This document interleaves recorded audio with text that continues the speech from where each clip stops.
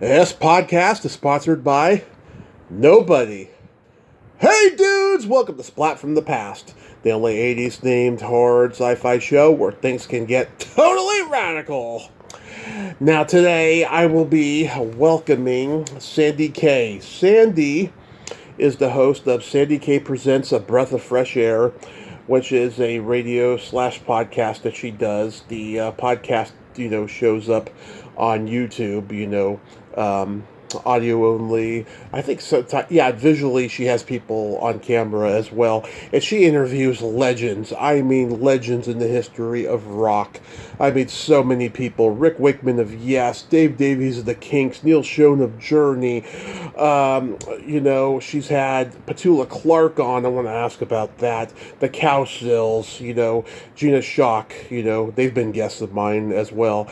And it's going to be a great conversation. She is based in Australia. She's been a music journalist for a long time, and it's going to be a great conversation today. I am so excited. I can't wait. I love the Australians. They're such great people, and it's going to be a fun conversation. She loves pop, and R&B and rock and roll and so forth, so it's going to be a great conversation. And by the way, I want to confirm it's actually not daytime. I didn't mean today. I actually meant tonight because it's 6 p.m. here in California as I'm about to record this, and it's sometime morning tomorrow in Australia. And so, yeah, here is my interview with Sandy Kaye.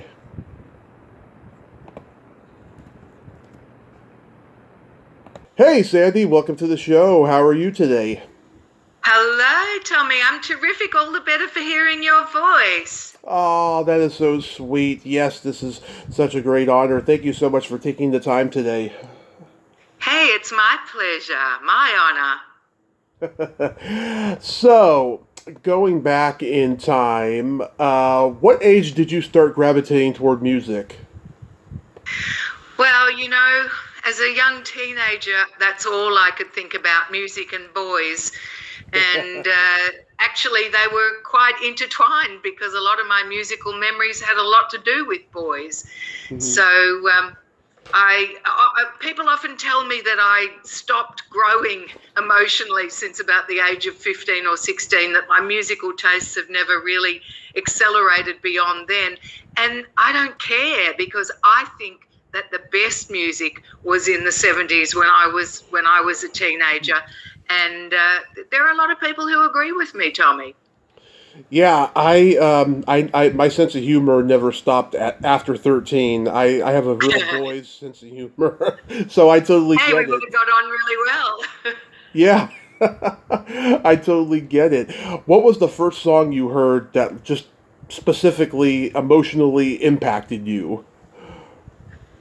Well, there was a television show here, you probably had same there, where they would get on and they would determine whether a hit was going to be a hit, and if it wasn't going to be a hit, they broke the record. Right. Do you remember that at all? Oh, yeah. Anyway, I remember that the first hit, and I was given the record, was a song called Spicks and Specks. Yeah. Who did Spicks and Specks? Oh, I can't even remember who it was now. But that kind of really set me on my path. And then, I was a little bit too young for the Beatles, so I wasn't really enamored with them too much. But by the time the Monkees hit, whoa, I was right into them. I had every Monkees record there was to have. Spicks and Specks, that was the Bee Gees. It was the Bee Gees, that's right. Australian band, I should have known that. Yeah. I'm disappointed in you, Sandy. Yes, seriously, wrap me over the knuckles. I also am a huge fan of the Monkees. Davey was my guy growing up. He was such a cutie. Well, everybody loved Davey, and I always had to be different. So if everybody loved Davey, I had to pick another one. And I kind of vacillated between Peter Tork and Mickey Dolenz, because Mark Nesmith was kind of out of contention. Nobody liked him. But yeah. I really secretly did like Davey a lot too.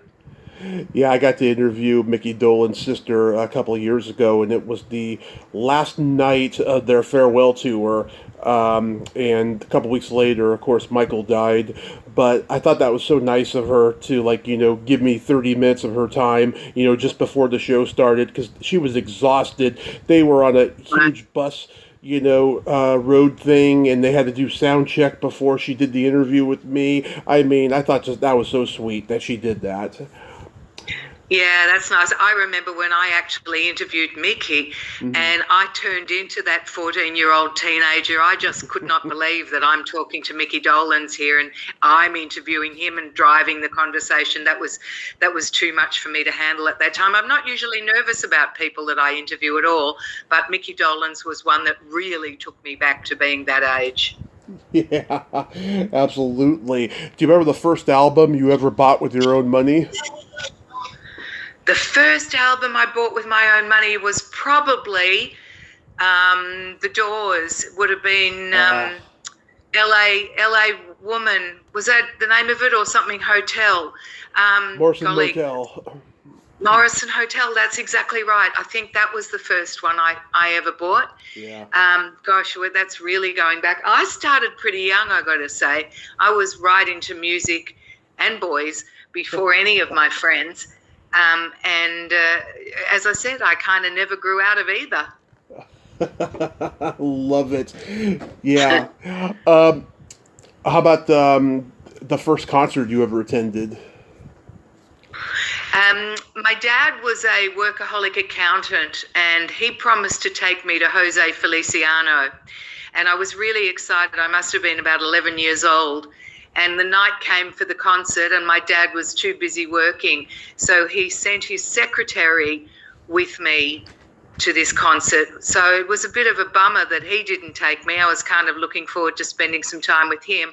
But I remember being blown away by the concert and the whole atmosphere of all the people in there. So Jose Feliciano was the first of many, many concerts that followed.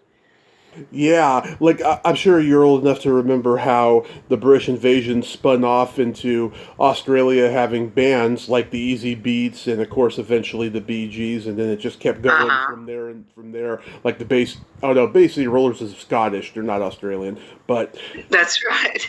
Yeah, but like you remember when that happened. Yeah, absolutely.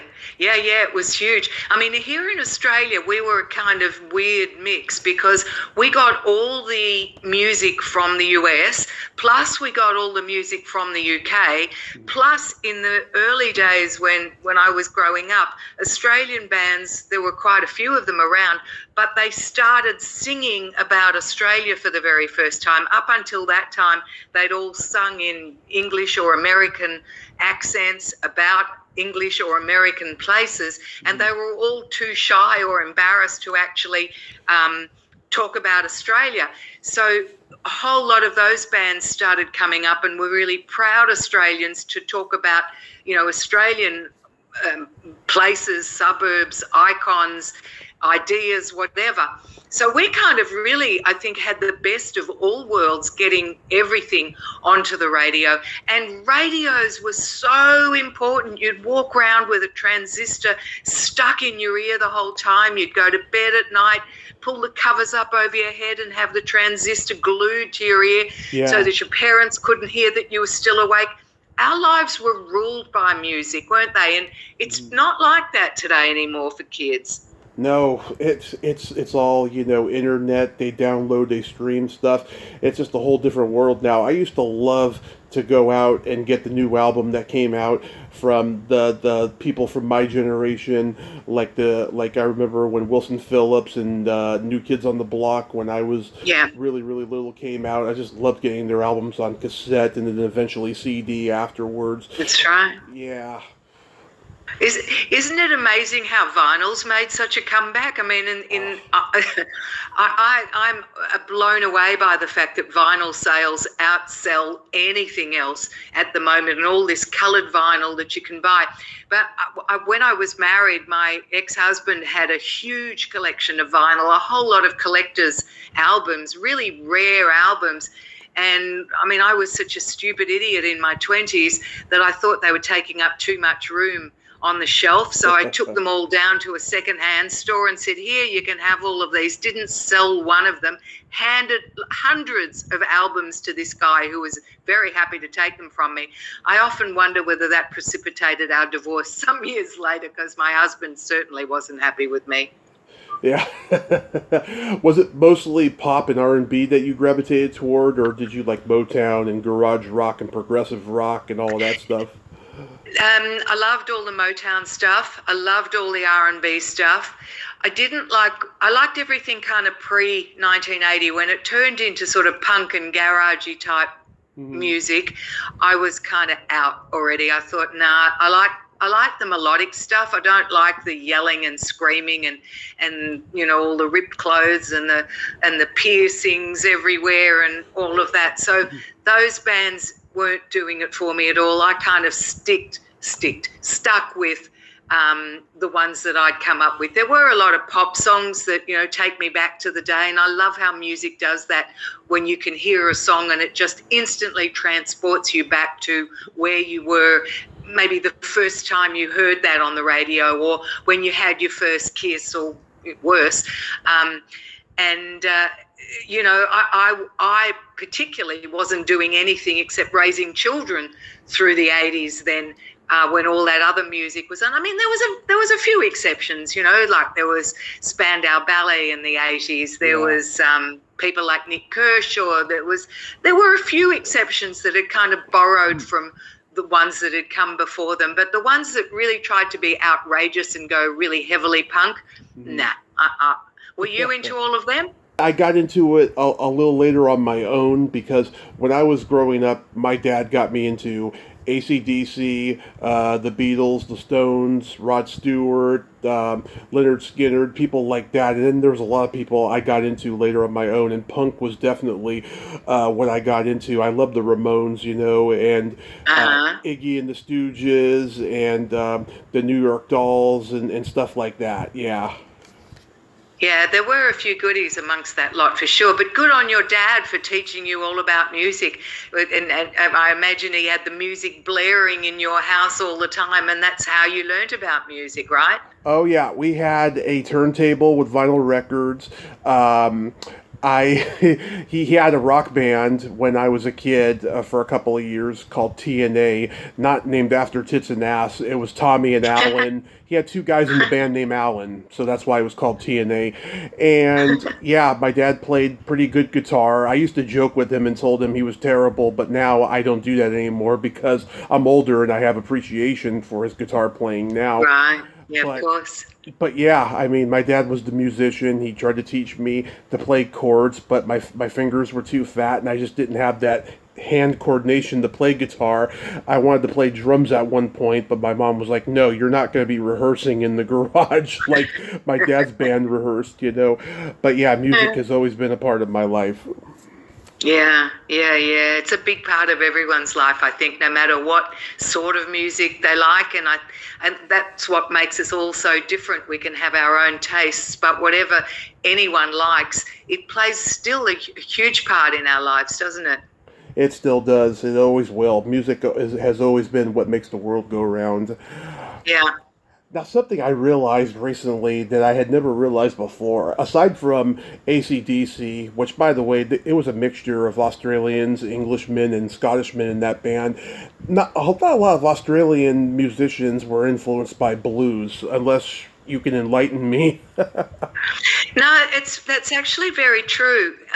There are a few these days who certainly take what they do from blues, but the original bands seem to be much more influenced by the British invasion, I think. Yeah.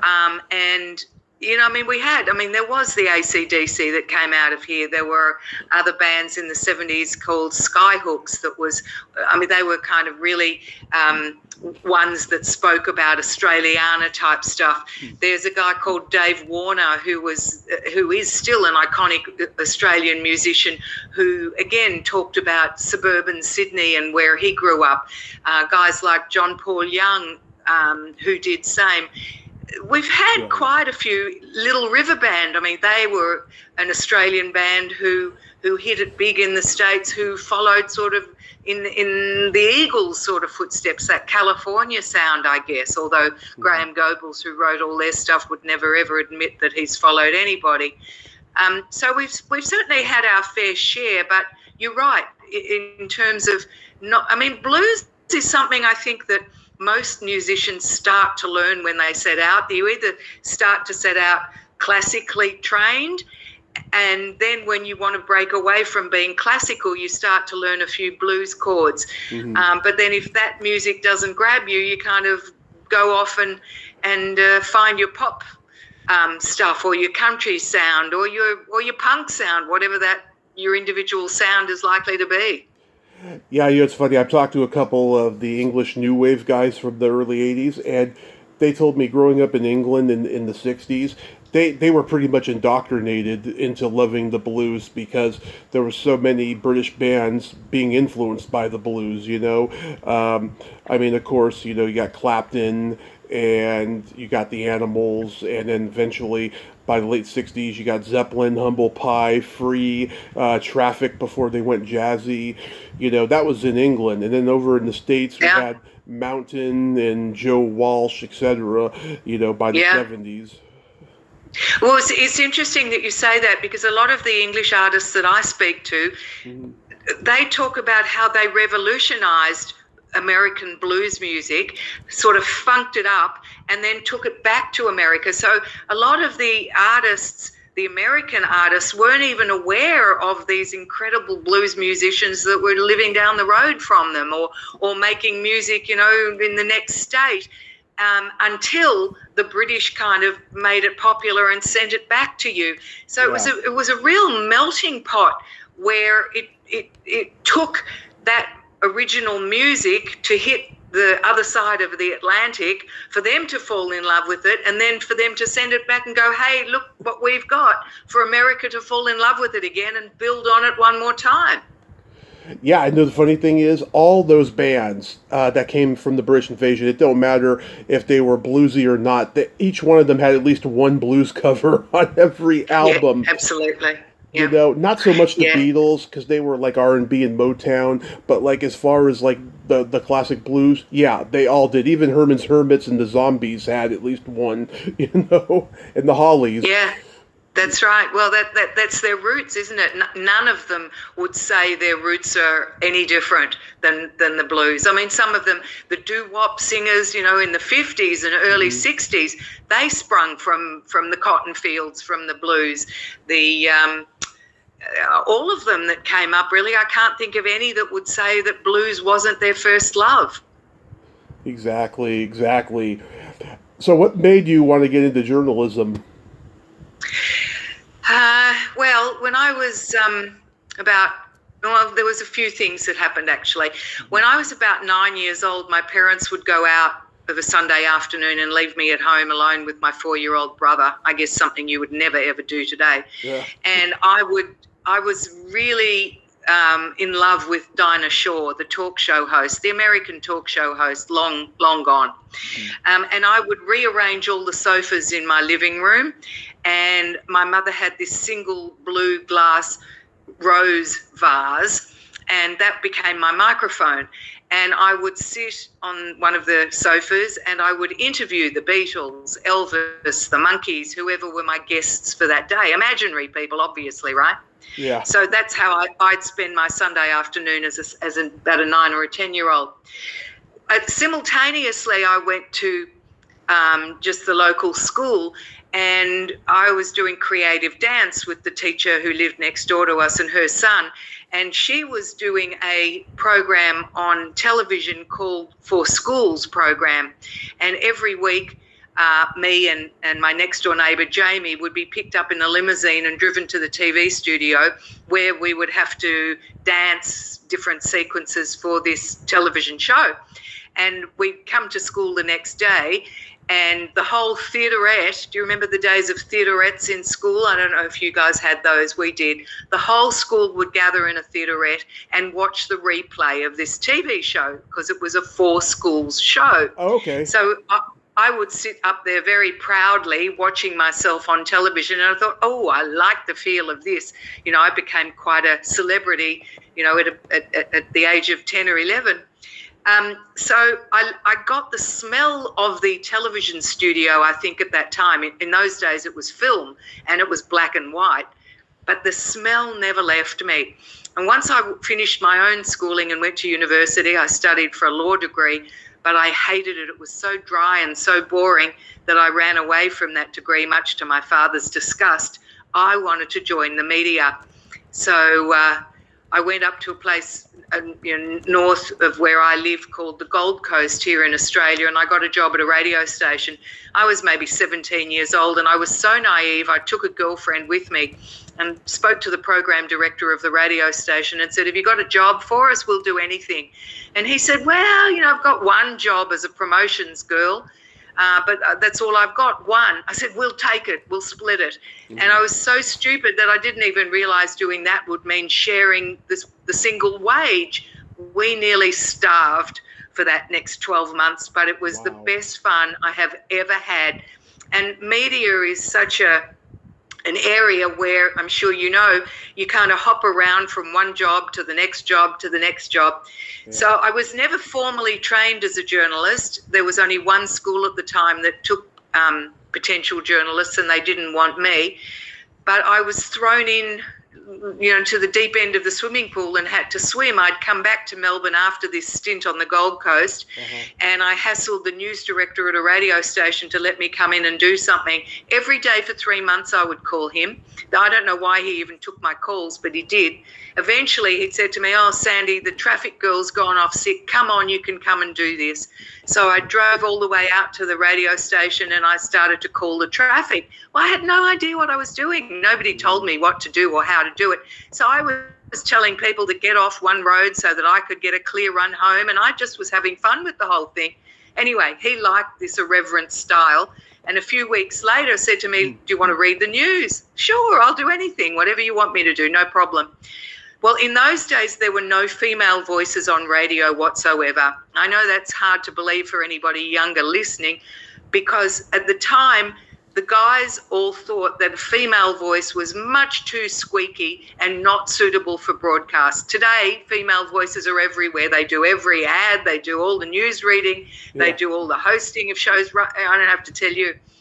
So it was an all-male newsroom, and these guys all threatened to resign if I wasn't fired. Oh, God. Because who was this young upstart of a girl sitting in the news editor's chair reading the news? Well, the poor news director had no choice. He had to let me go.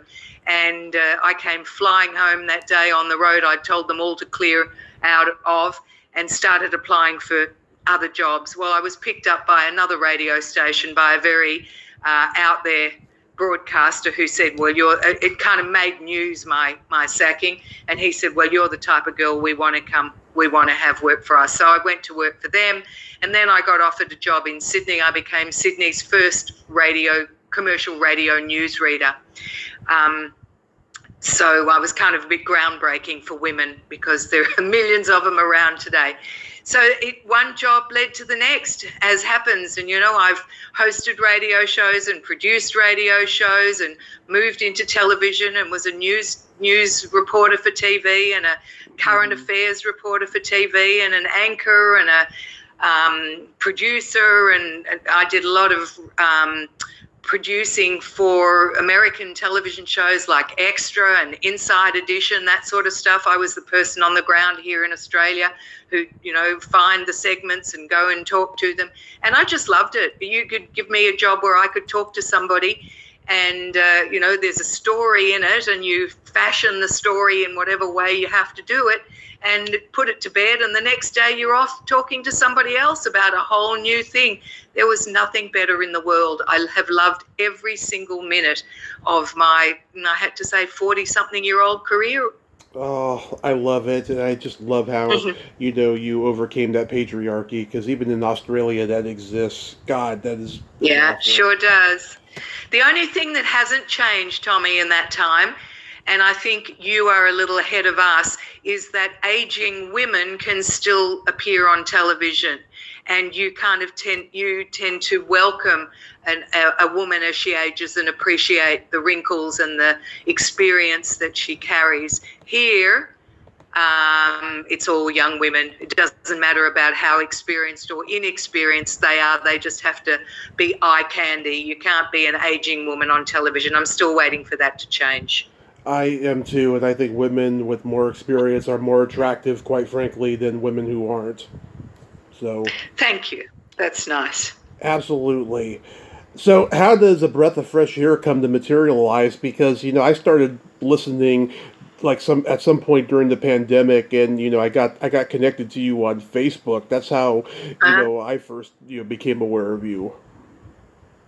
So it came about, I was doing a lot of work for various radio stations pre-pandemic where I did an entertainment segment live. And, I wasn't doing it for any money. I was just doing it for lifestyle. So I got tickets to shows and movies and music concerts and stuff.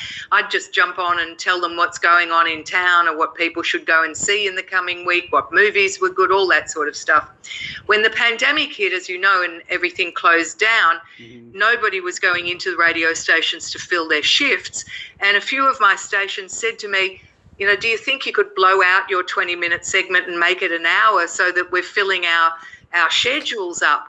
So I rose to the occasion, really, and learned how to build this show on my little trusty Apple Mac and started reaching out to some of my musical heroes wherever they are. I mean, I had always been a very good researcher. I guess that's probably one of my best skills. Yeah. And in days way before the internet, I'd always prided myself on being able to find anybody anywhere in the world, whether it was for a television show I was working on or a radio show, it didn't matter. So I started reaching out to artists that I liked, that I thought, gee, it'd be great to have a chat with you. So I started reaching out to people like, Daryl Hall, John Oates, John Kaye from Steppenwolf, who else? Paul Carrick, the Zombies, Jimmy Webb, the Jacksons, anybody that I could think of. And lo and behold, I mean, it's so much easier these days with the internet, but I didn't really expect to get the reaction that I did. But all of these guys are at home. I mean, Steve Lukather from Toto's going, I'll talk to you as long as you want. Yeah. I'm at home. I'm not doing anything else. I'm not on the road. I'm not making any music. This was really at the beginning of the pandemic when everybody was totally confused and, the creative juices hadn't really started to generate in these artists because so many of them, as we know, have produced albums during that time and they got really creative in that 2 years. But at the beginning, nobody knew what to do with themselves. So I started gathering a whole lot of material. Now, the show started off in a very different format because I approached it as though I was a radio producer, and I built sort of 6 segments into the 1 hour, and it was killing me. I had a movie review segment, a music news segment, and 2-3 interviews within the thing. I was just reaching out and producing and editing. It was taking me 7 days a week, and of course, no one's paying me for my time. I'm loving it, but I'm getting burnt out really quickly. Yeah. So we've whittled that down, and it has now become one feature interview in the entire show. It's taken by about 160 radio stations right around the world. In fact, in far-flung places like Africa and South America and the Netherlands and Belgium and Ireland and, of course, the UK and the US and Australia, New Zealand, a whole lot of stations, once they knew that it was available to them, were really glad to pick it up to fill airtime. So that's the genesis of it. It's a podcast also now too that's growing, but it's kind of interesting. I knew the rules around traditional media. Mm-hmm. I have no idea the rules around podcasting, and I don't actually think anybody does, quite frankly, either. Yeah. So I just threw the radio show up as it stood as a podcast. It's growing audience slowly, but I get a lot of feedback from radio station listeners right around the world telling me they're loving my artists. I think especially for the fact that I involve my listeners, I always ask them if there's a favourite artist that they have that they'd like me to chat to. And if they nominate somebody, then I find that person, and often ask the listener whether they'd like to come on and meet that person and have a chat with them too, which makes for terrific radio. I love doing that. It really gives them a thrill, and the artist doesn't mind that at all. Yeah, there's a guy here in the States named Eddie Drunk who's on the radio, and he's on Sirius XM, which is a pay radio that you have to listen to. But he puts the interviews on his podcast for people to listen. And yeah, that's a good idea to do that. You can have it both ways. It's even a good sample for people who may want to subscribe to the radio eventually as well. Yeah, exactly. I only started interviewing musicians in 2019. It took me a while because I was like reaching out to like managers for certain people and not hearing back all the time, right? But then I realized, you know what, I gotta try the DM thing on Facebook, and the first person I got was Marv Ross of Quarter Flash. Oh wow! His wife Rindy doesn't want to do interviews anymore, which is kind of interesting, and so I did one with him, and then I was off to the races. I got lucky here and there with this musician and that musician. This year has been the best. I counted probably 20, 25 musicians this year.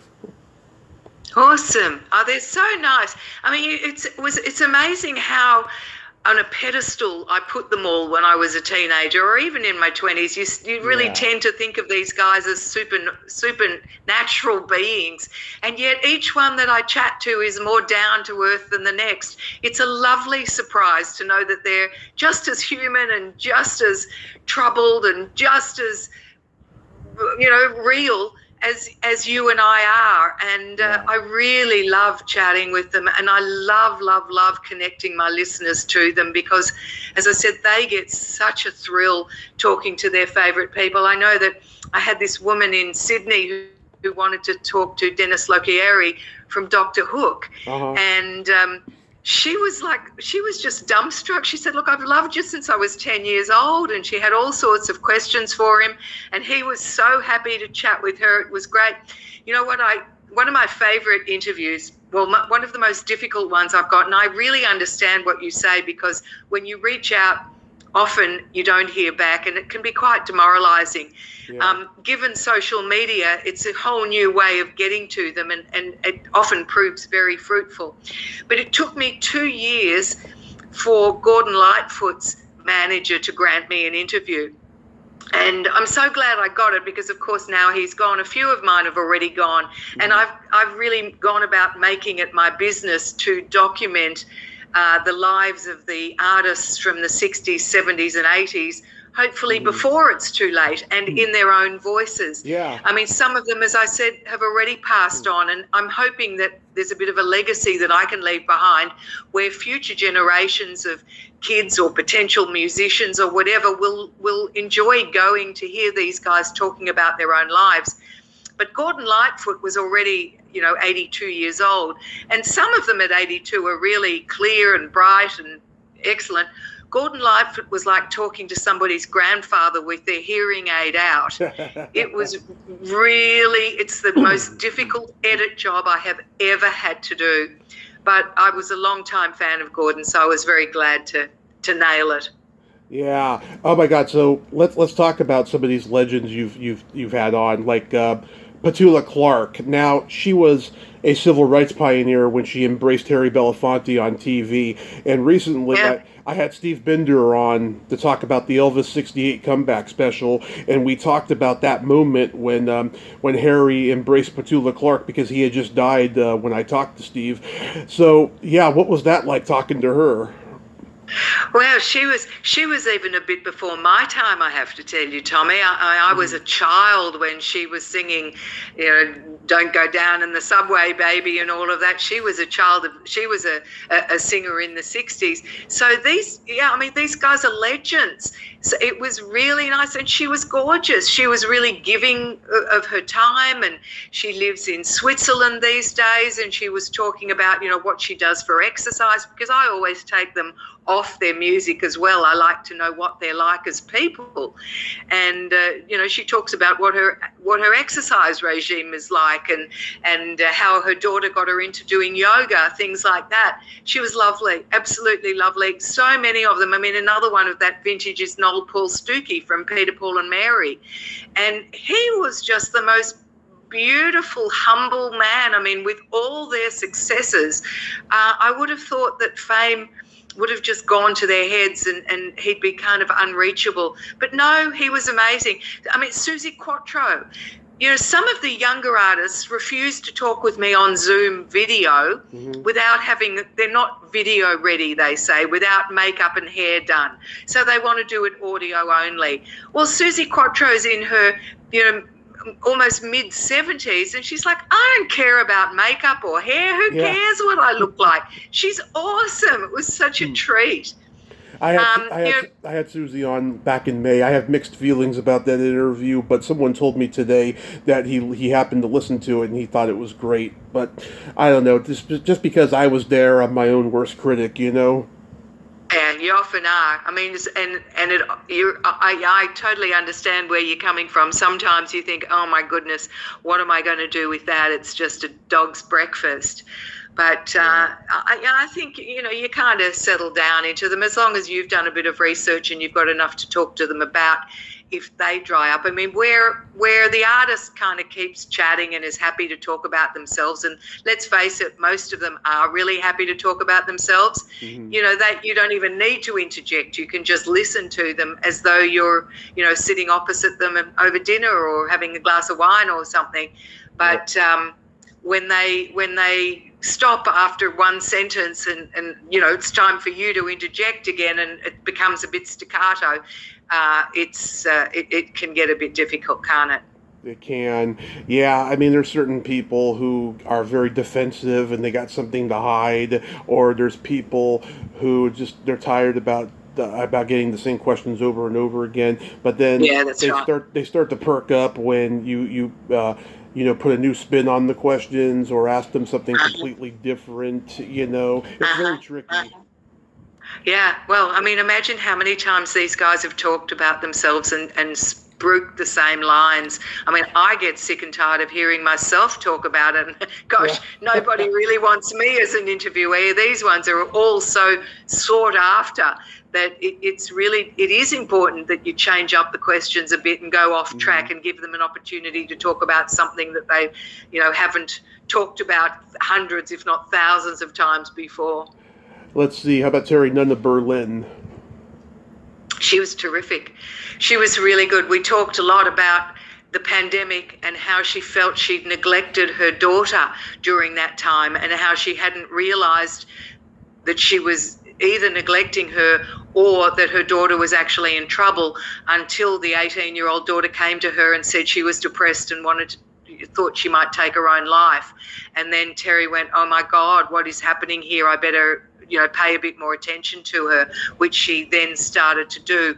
So that interview that I did with her was much more about mother-daughter time rather than the music of Berlin. Although we did go into there too and talked about, you know, why they'd split and how they've come back together and how much she's enjoying playing with them again now after a hiatus. And, you know, she really had to put her family first for a while to put her house in order before she could get back and go on the road with the band. Even though she says her husband is a stay-at-home husband and looks after the kids, the daughter was crying out for the mother's attention. And it's always a trade-off. A lot of my male artists also say same, that they were never there for when the kids were growing up, and that's their biggest regret. They missed the first steps, they missed the, you know, school concerts, they missed all sorts of things, but that's what their life demanded. They had to go out on the road. Not that the road wasn't very pleasant, they had a ball, but it was the kids and the stay-at-home wife that really suffered as a result. Yeah, I have a Terry Nunn story, but I can't tell it without naming her, so I'll send you a DM later. Okay, I'd love to hear it. Dave Davies of the Kinks. He was another one that was really difficult to speak to. I'm not sure whether he has Parkinson's disease or he has Alzheimer's, but he was really difficult. He was and he's got so much to say, but it Yeah. took such a long time to speak to him to edit. I mean, normally if you speak to somebody for an hour, I'll get 50 minutes out of it. To speak to Dave Davies for an hour, I was lucky if I got about 8 minutes coherently out of it, and it was a really difficult edit job. His brother apparently is a lot better. I did speak to him also a few years earlier, but Dave, I'm not sure what he's suffering from, as I said, but he's suffering from something. I see him post all the time on Twitter, and I love his songs just as much as Ray's, like "Love Me Till the Sun Shines" or "Death of a Clown." Yeah. He's a really talented guy. Yeah, and they've got a big reissue out now too, a big double album that's currently on the market. And I wanted to speak to Ray. I'm still waiting. Hopefully, I'll get to do that because they need documenting. I mean, aren't they one of the earliest greats? And then Neil Schon of Journey. Now, my uncle, two of my uncles met him when they were in high school. They all went to the rival high schools, and they smoked pot with him and hung out with him one time. And he said that he was going to be the new guitarist in Santana, and they laughed at him and said, "Oh, come on, get out of here." And then when they saw him in the album, months later, they were like, "Oh, we should have listened to him." Yeah, he spoke the truth. White man speak the truth. That's right. He was with Santana, and he loved his time with Carlos. He was super up, super friendly, super energetic, lovely. Again, such a huge name, but so down to earth and so real. He particularly loved. Well, I want to say, they all love talking about themselves. That's part of their business. He was a big self-promoter, and I put that interview up on YouTube, and a lot of people criticised him for being that. I didn't pay particular attention to it when I chatted with him. Yeah. He was very easy, very friendly to talk to, and doesn't he have a beautiful wife or girlfriend? I don't know which one she is. Yeah. Gorgeous. But then, of course, they had a bit of trouble in the band also in Journey, didn't they? Because there's been a bit of politicising going on with them of late. Absolutely. Now, you've talked to at least 4 people that I've also talked to. Susie is one of them. Bob and Susan Cowsill, Gina Shock of the Go-Go's. Oh, 5, actually. Bill Haley Jr. I had him on as right. well. Yeah. He was great. Yeah. He was great. Gina's my favorite interview I have ever done because I've had her on twice. I had her on just again recently this past summer, and in that first interview, I got her so vulnerable in the last half of it that we had this weird kindred spirit thing going on that was just amazing. And she told me to cut a couple of minutes out of that vulnerability because she gave me too much information, she said. But I had her back, and again, we had fun, and she's just an amazing person. She really is. She's got an incredible story to tell, and she's so rough around the edges. I love it. Every second word is a swear word, which I had to deal with for radio big time.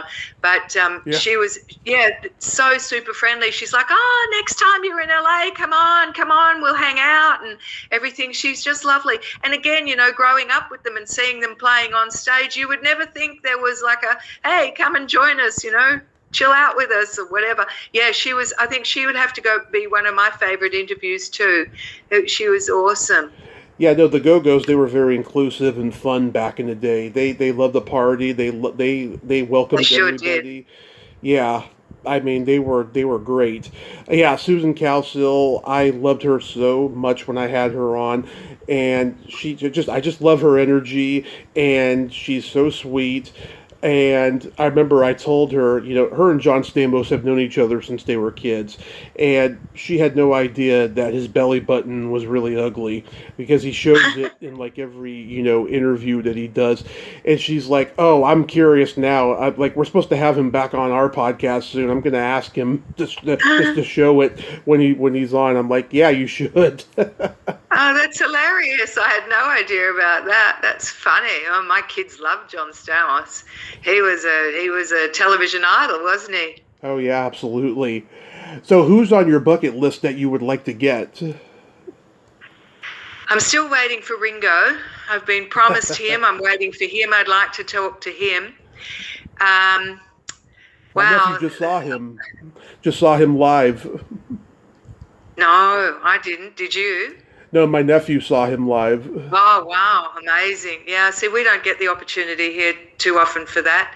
I actually had one occasion, this is a cute story, where I'm sitting in a hotel lobby in Nashville one time, and I'm sitting working on my computer, kind of just half paying attention to who's coming and going in the lobby, and four guys get out of the elevator and start walking sort of towards me, and I'm looking at them and thinking, oh my God, why don't you age more gracefully? You know, one of them's got long black stringy hair, they're wearing really tight black leather pants. It's like, you're 80 years old, guys, you know, couldn't you just look your age? And they walk over towards me, and then Ringo waves to me. I thought, oh my God, that's Ringo Starr. It's Todd Rundgren. It's the other guy from Toto. It's like, oh, and I've just put them down in my head so much. But that's just something that can only happen in Nashville, isn't it, where you're sitting there and you just run into anybody. So Ringo's at the top of your bucket list as far as musicians go. Well, I think so. I can't think of anybody that I haven't got that I would really like to get. In fact, I've sort of started going around again with a lot of people.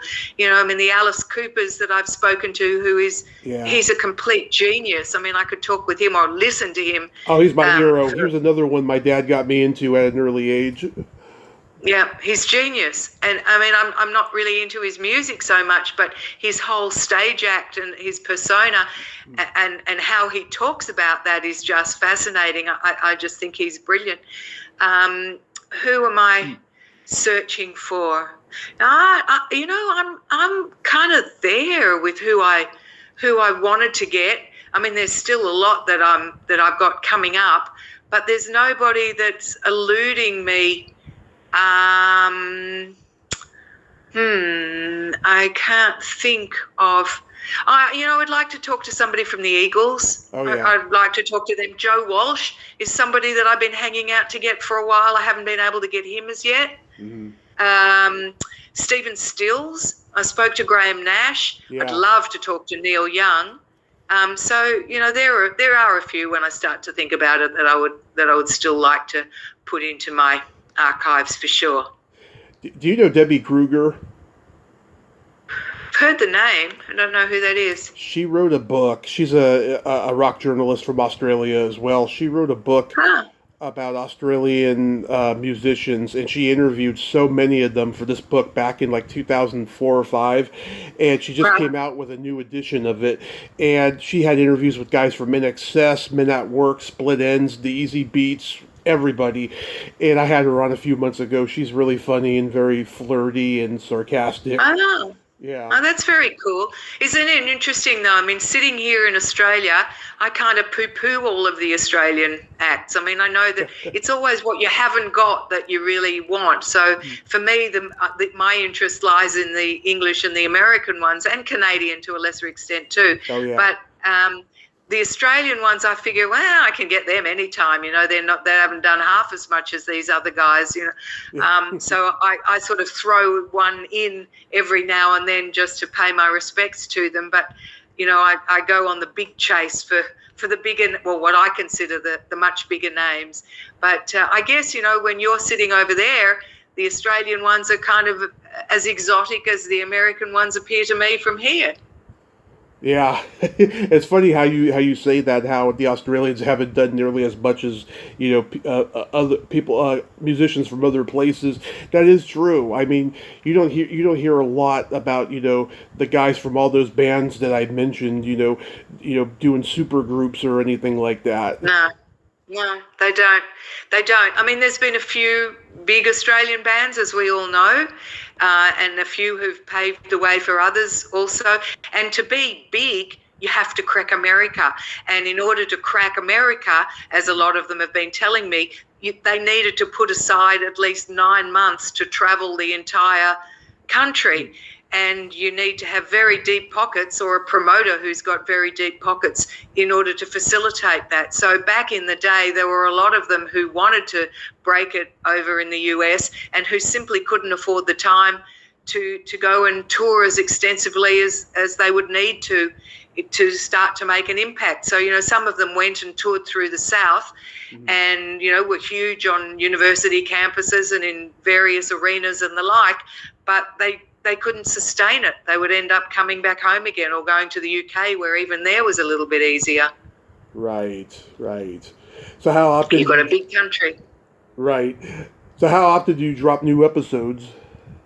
Oh, I go weekly, at the same day, same time, every single week. It goes out to all my radio stations and out as a podcast, and then you have to do all the social media stuff, which is the stuff I absolutely hate doing, the pushing it. I feel like I'm preaching to the converted already with my followers mainly on Facebook. That's where my audience is. I hate doing social media. It's enough. I'm the creative. I like talking to my people. You know who I really like? Do you remember Bobby Sherman? You're too young to even remember yeah. I mean, him. I'm not familiar with his music, but I know that he was a teen idol back in the late 50s, right? Idol. Yeah. Absolutely, early 60s. I mean, I was too young for him too, but I knew he was huge. He was the pin-up boy before David Cassidy came along. And I worked on his wife, who is also his manager, for the better part of 2 years, until she finally relented and let me talk to him. But again, he wouldn't do it. She had to join me in the interview, and she wouldn't let me see him on video because she said he wasn't camera ready. And he's going, I'm camera ready. What are you talking about? Of course, it was her that wasn't camera ready. But he was a really good get for me. He was certainly one on my bucket list that I can tick off. Oh, that's so awesome.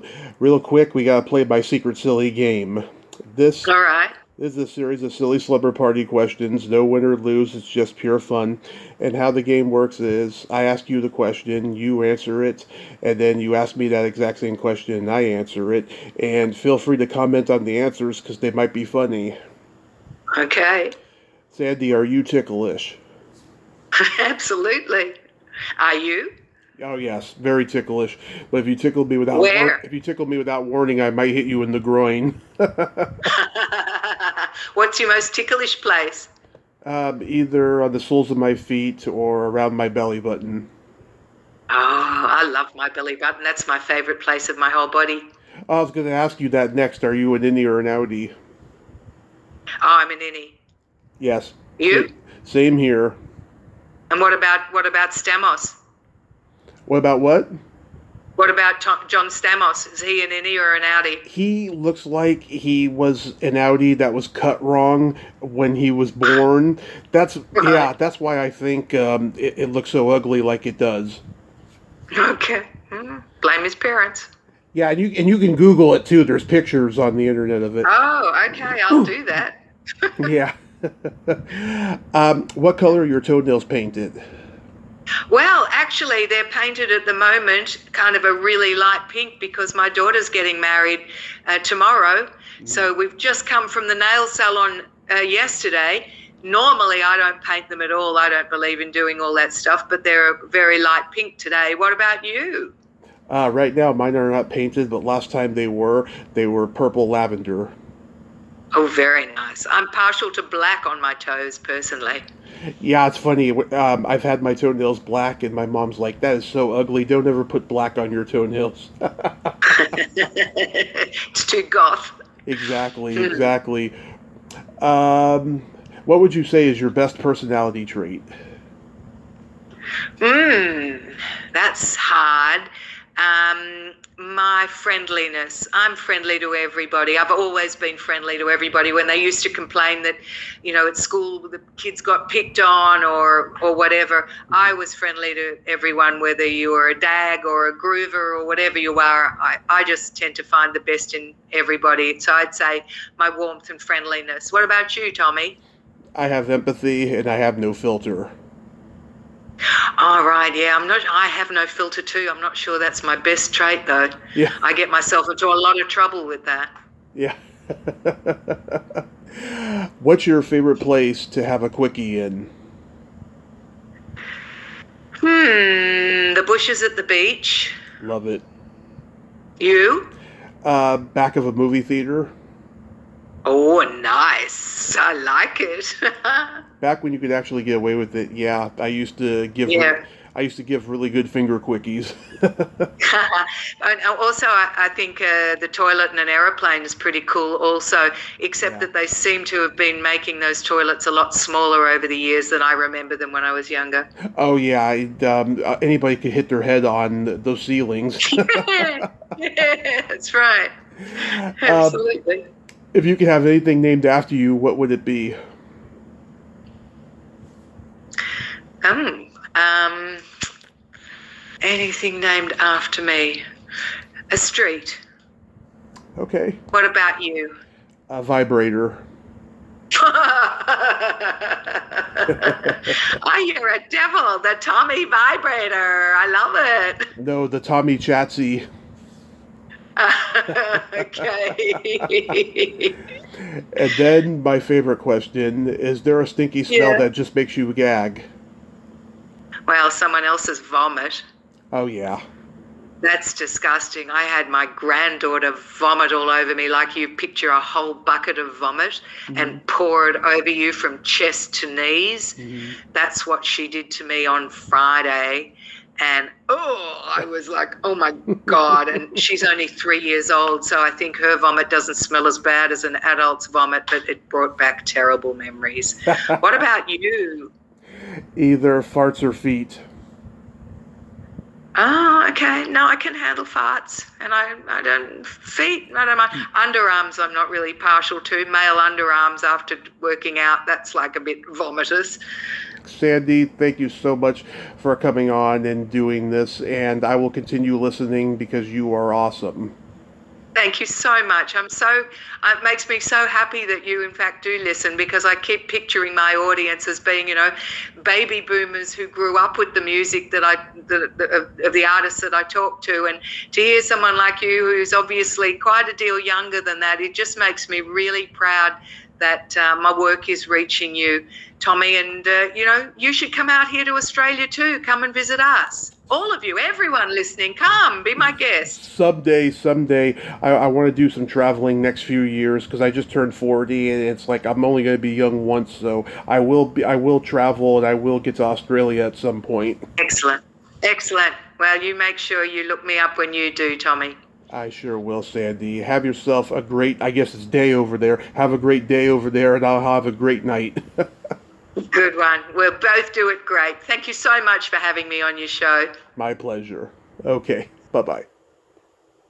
Bye, Tommy. Well, there you have it.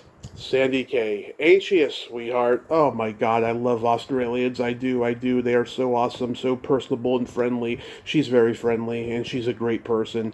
And you should go check out Sandy Kaye Presents A Breath of Fresh Air. She is just fantastic. Well, until next time, this is Tommy Throwback Kovac saying there's no shame in living in the past because the present sucks. Liar, dudes.